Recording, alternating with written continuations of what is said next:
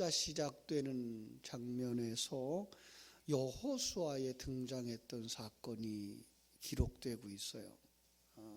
여호수아서 15장 13절부터 19절까지 나오는 이야기를 그대로 반복해 놓은 부분인데요. 왜 갑자기 순서적으로도 시간적으로도 맞지 않는 이야기를 여기다가 기록을 했을까?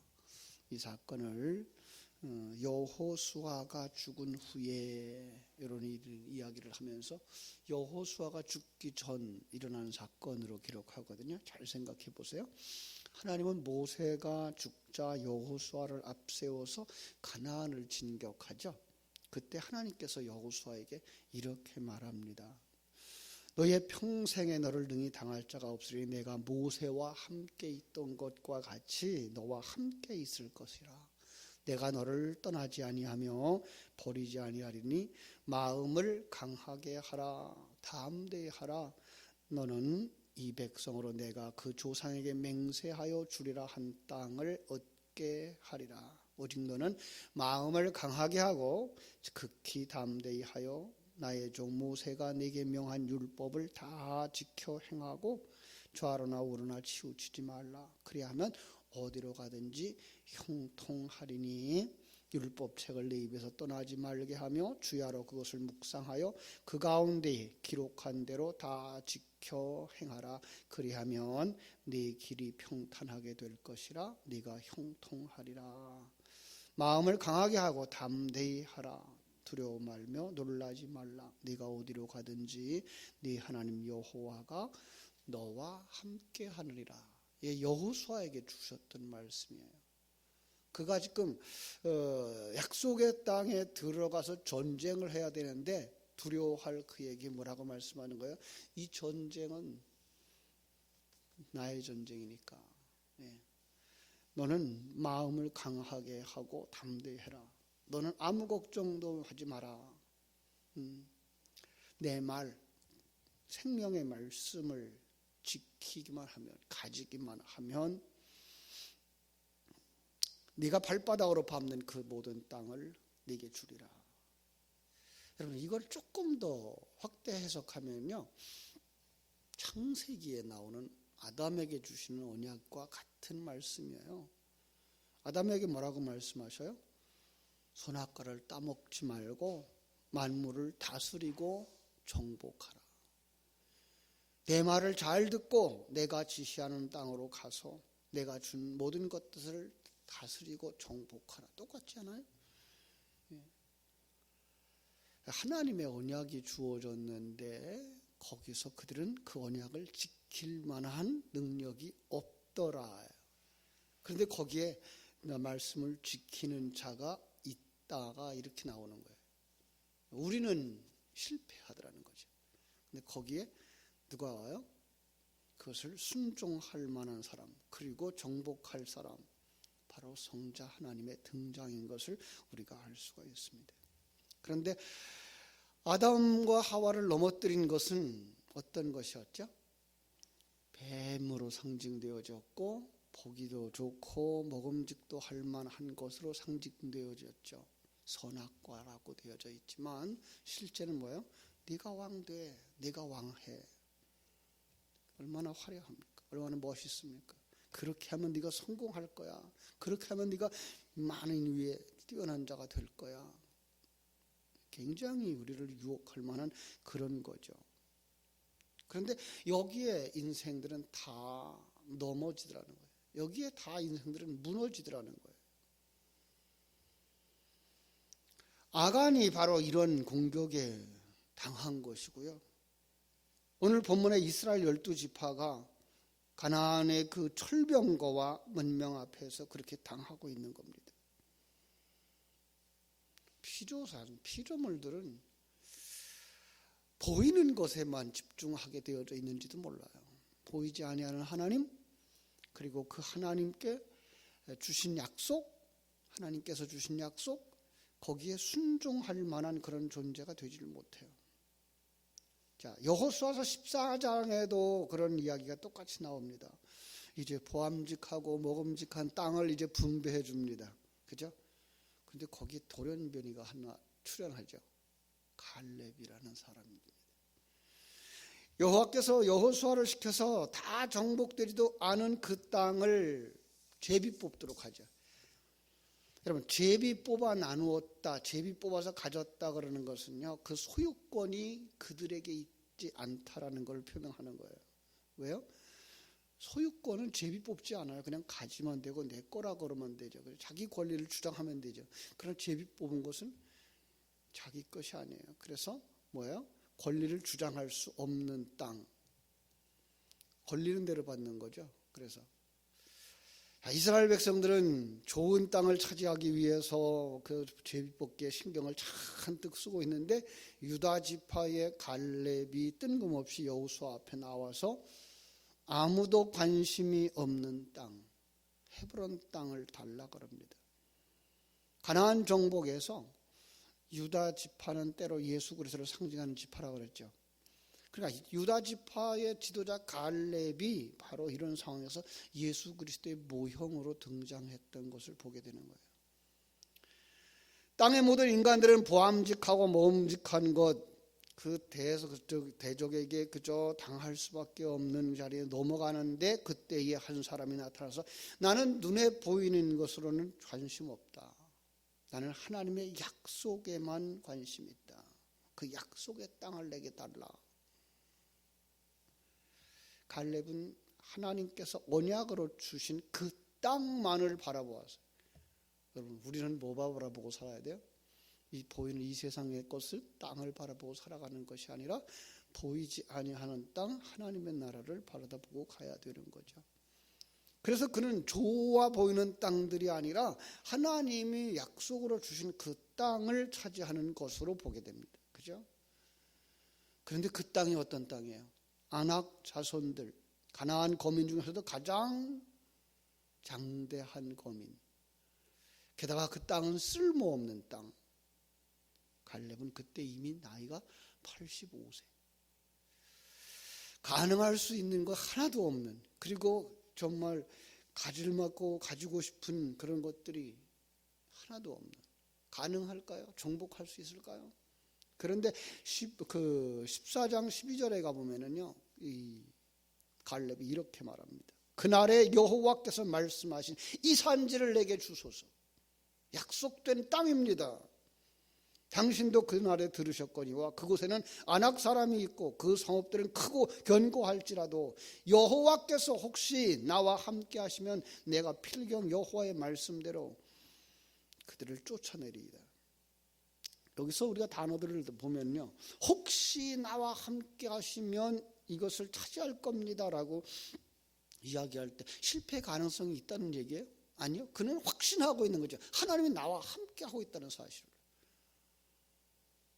우리가 자칫 지금들도 많은 사람들의 그 설교를 듣고 신앙의 간증을 들을 때 우리가 놓쳐버리는 게 뭔가 하면 하나님이 그때 찾아오신 것처럼 여기는 거죠. 아니에요. 하나님은 항상 우리와 함께 계셔요.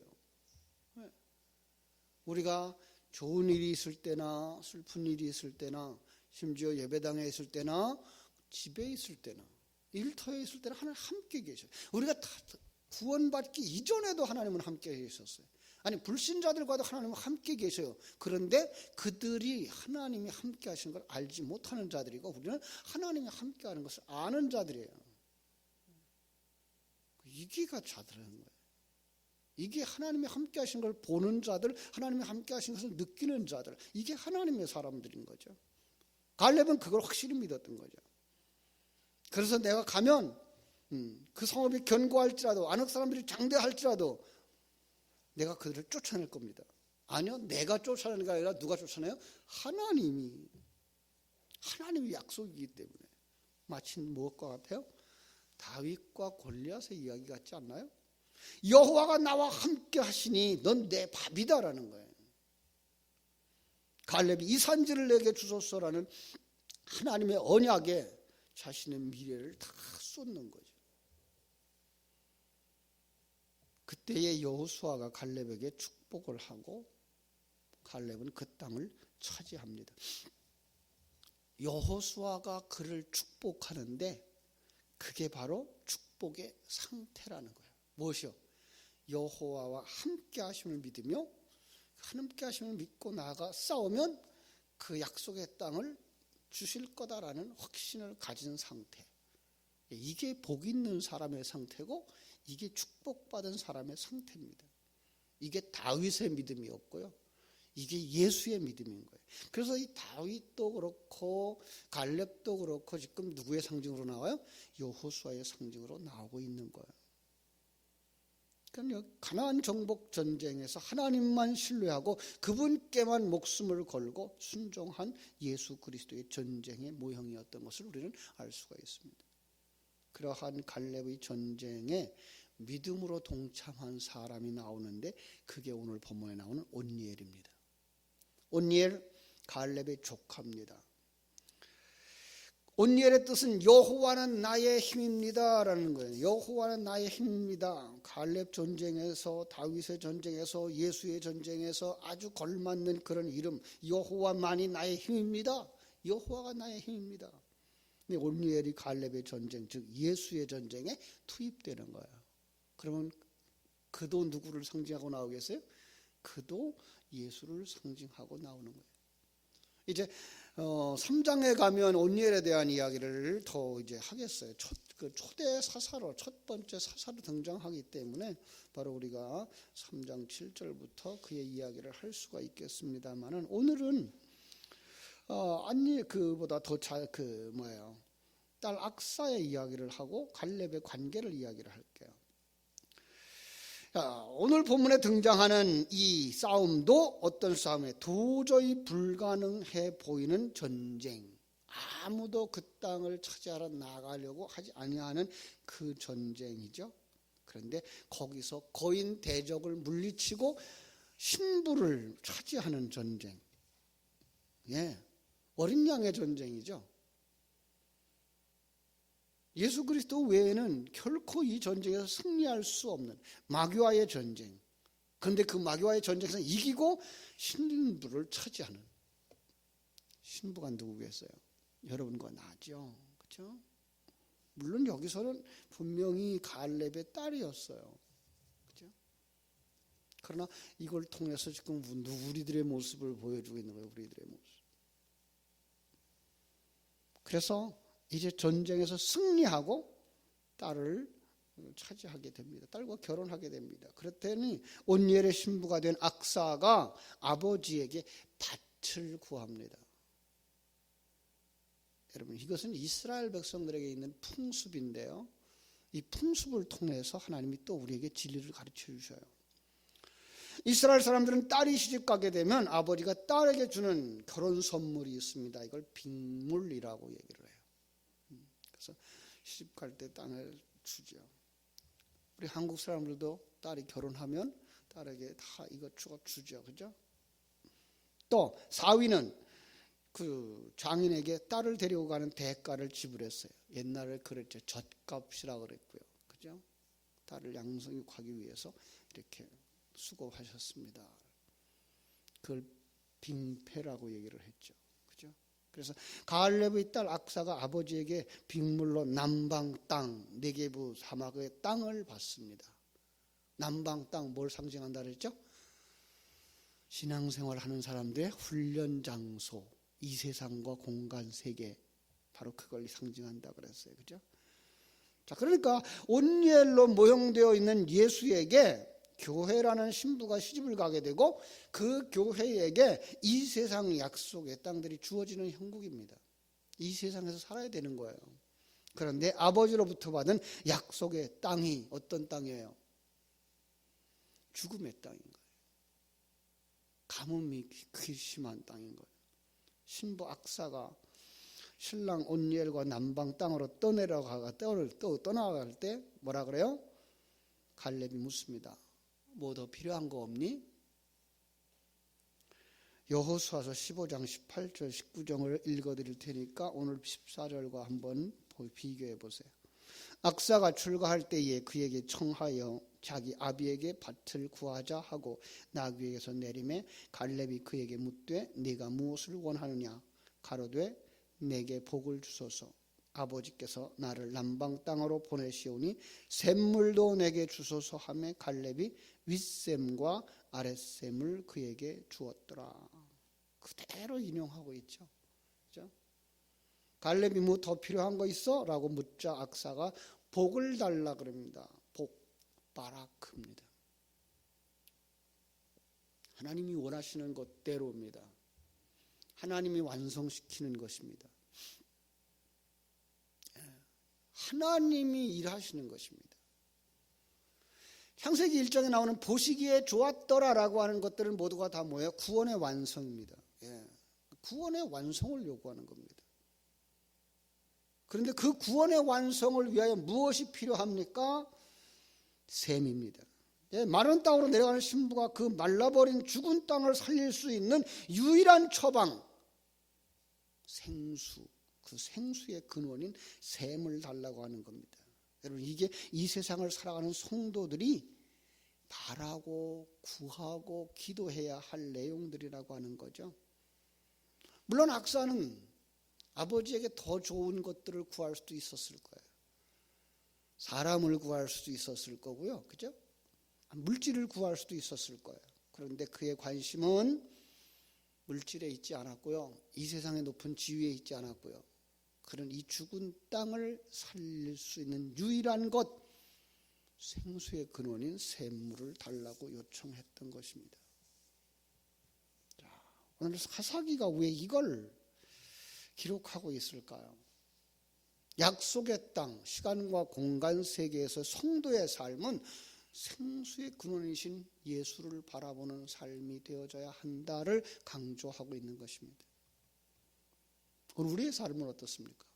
우리의 삶도 역시 그렇습니다. 우리의 삶이 하나님이 무엇을 약속하셨는가를 볼 수 있는 삶입니다.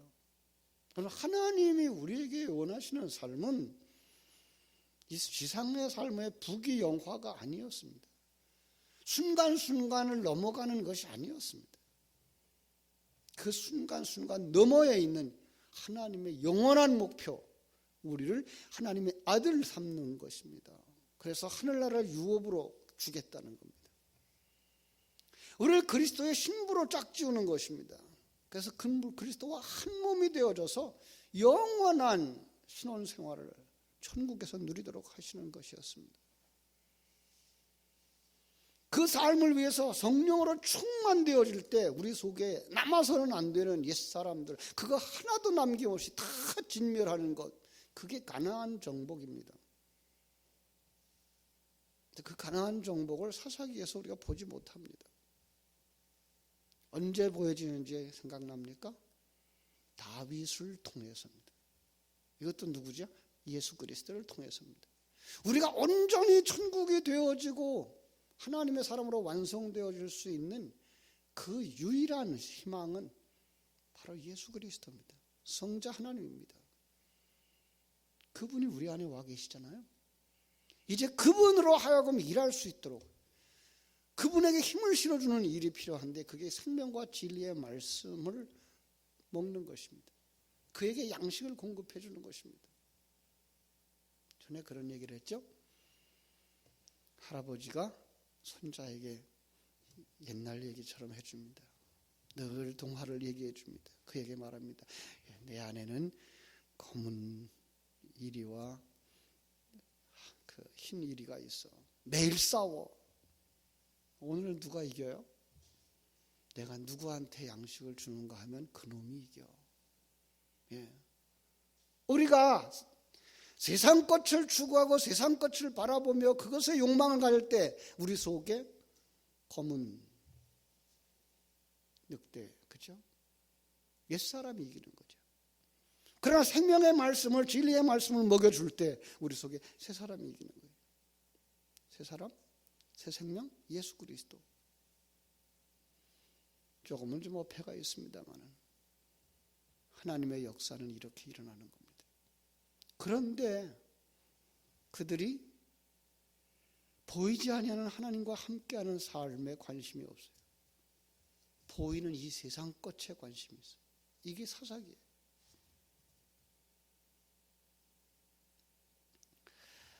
이 이스라엘 백성들에게 이걸 보여주고 싶은 거예요. 자, 봐라. 이 가나안 땅을 차지하는 것도 여호와의 전쟁이다. 여호와의 전쟁이다. 그가 대장이고 그가 왕이고 그를 따라가고 그와 함께 가면, 그리고 생수를 구하면, 샘을 구하면 하나님께서 윗물도 주시고 아랫물도 주신다. 그런데 그들이 뭘 구하죠? 자기들이 왕 되기를 구하는 거예요.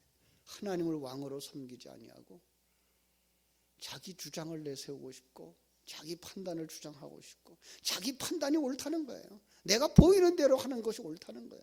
하나님이 일하시고 있는 건 보지 못하는 거예요. 그 결과가 뭐예요? 죽는 거죠.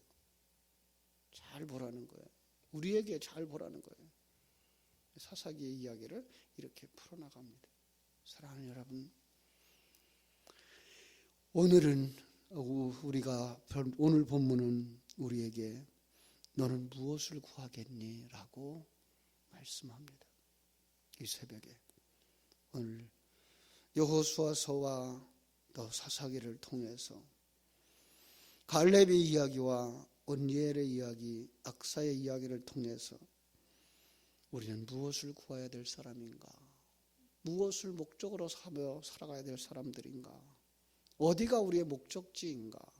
깊이 묵상하셔서 주님 앞에 마땅히 구할 것을 구하고 하나님의 자녀다운 삶을 살아낼 수 있는 복된 성도들 되시기를 주님의 이름으로 축원합니다. 기도하겠습니다. 하나님 우리 아버지, 크신 은혜와 사랑을 감사하고 감사합니다. 하나님께서 이스라엘 백성들에게 약속한 그 모든 약속들 속에는 내가 너희의 왕이야, 내가 싸우는 전쟁이야 라고 말씀하시면서 거기에 우리가 동조해서 하나 되어져서 함께 싸우라고, 함께 가라고. 아니, 이 전쟁은 이미 예수가 한 전쟁이니까 너는 그와 함께 가기만 해. 함께 가서 살려야 돼. 죽은 자들을 살려야 돼. 마른 땅을 살려야 돼.